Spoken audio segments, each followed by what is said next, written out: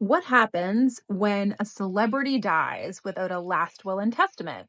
My name is Mallory, and today we're going to talk about life, death, and everything in between. In the past week, we unfortunately lost a very young and talented actress, Michelle Trachtenberg.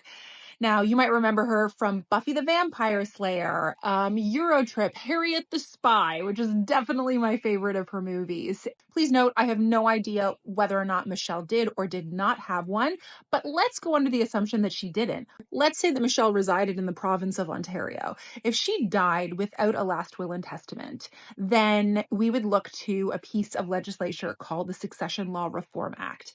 Within this act, we would be able to determine who would inherit Michelle's estate. So if she was legally married, then her spouse would inherit. If she didn't have a spouse but had children, her children would inherit. If she doesn't have a spouse or children, believe it or not, it goes to her parents, and then it goes to siblings, and then it goes down and down and down, like looking at like a big family tree. So if she doesn't have a last will and testament, then all of the current assets that she has, including royalties from her movies, is going to go to a beneficiary that she didn't necessarily choose. This is where you see big lawsuits happening over celebrities who have died without a will. People realize that this can be a big cash grab if they can just slide in there and pretend that they were close to the person. Now, you might say, well, I mean, I'm not as rich as Michelle, so why do I need to have a will? It doesn't matter how much money you have at the end of the day.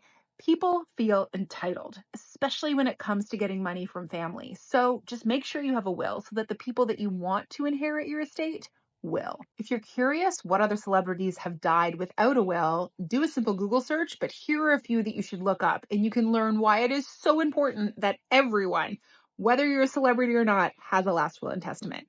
Look up Prince, look up Heath Ledger, look up Aretha Franklin, Martin King Jr. These are all people that did not have wills. Some people were older and probably should have known better. Some people were young and died prematurely, but still should have had one.